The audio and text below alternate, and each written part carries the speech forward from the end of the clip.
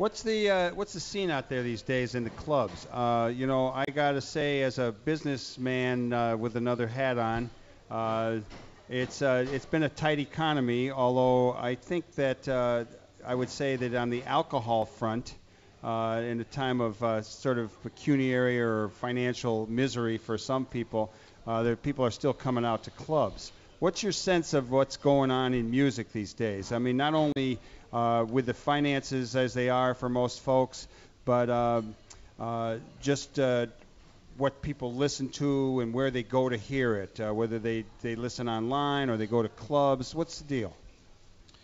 Well, the internet obviously has changed a lot of industries and certainly has had its impact on the music industry. Um, I I tell you, I wish there were a lot more places where we could have live music, and we certainly try and promote it any chance we can. But yeah, people still come out. I mean, obviously things are tight with a lot of folks these days, but people do come out, and so it's difficult to make a lot of money. A lot of clubs can't charge much of a cover these days, and so. Um, but people are still coming out. I mean, I know there are some bands that want to get they want a guarantee, or they want a percentage of the door, or they want. But I mean, do you find a lot of bands are playing for less guarantee, more door, more tips? I mean, in your discussion with other musicians. It varies from club to club. Obviously, you'd like a guarantee and a percentage of the door and tips if you can possibly get it. One thing that I've noticed, I think, is the two things have affected the crowds that we play for, and one is the smoking ban, and the other is the greater awareness of the need to crack down on DUIs. And we see fewer and fewer people staying late at clubs now. Yeah. A lot of people leave early, and it seems like in the winter, when it's difficult for the smokers to go outside, they tend to come in later and leave earlier and just, maybe catch the middle set during the night. Smoking, I got to say, just for point of interest here, that we have two. We have the Buffalo Bar here, and we have the Red Line Tap. And when the Heartland got rid of smoking a year before the ban, the Buffalo Bar pretty much emptied out, and it went over to next door. And after the smoking ban went into effect, sales went down over there, and it went up over here. And there is an army of people still outside of bars all around the city, just throwing their butts all over the ground. Yeah. So it played a real role. Mm-hmm. Let me ask you another question, kind of about government. There's been overtures by the city to tax clubs more.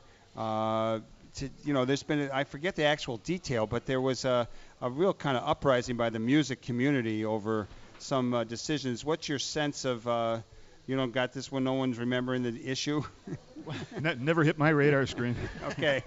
I'm going to let that one go because I'm like in a fog myself. But I remember there was all music, there was a lot of, what was it Daley was going to do? Obviously, they were going to tax the club owners, not the musicians. Probably they were, yeah. Pee Wee Hayes, who's going to play with you tonight, he's played at Bluesfest. Is Bluesfest still a happening thing in Chicago? Is there with the Blues Festival? What's your take on I know you do both rock and roll and blues, but can you tell us about what the general scene in the blues movement is around town?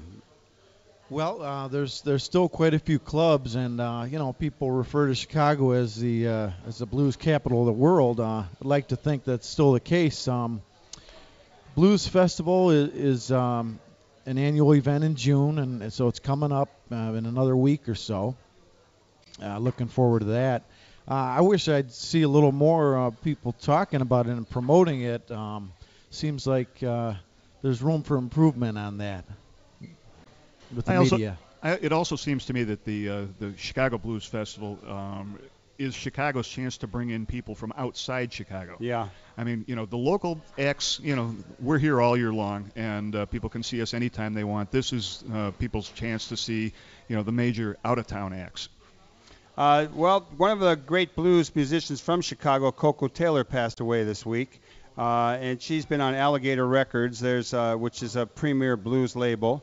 We also have Delmark Records out of Chicago here, Bob Kessner, and I remember when he ran the Jazz Record Mart down on Roosevelt, and I ran into Mike Bloomfield and Charlie Musselwhite, just hanging in the back playing in the old days, and I was a real young guy. What's the recording opportunities these days?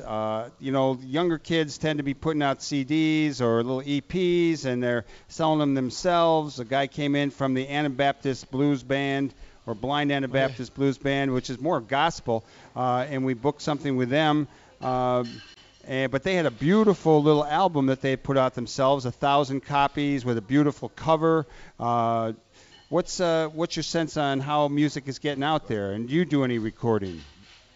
Well, we do, and like you say, I mean, it's possible now to produce your own CDs and do some self-promotion. I mean, the days of large record companies signing bands that from just going around and finding local bands and things, that's changed a lot. It's become a lot more democratic. It used to be that 25 A&R guys controlled what people were going to hear, and now everybody who has something to say can say it and get it out there where people can listen to it and decide whether they like it or not. Do you fellows ever go play out of town? I mean, what's your range? I know you're playing here. You played up north yesterday, Northbrook. What's the furthest you've gone to play?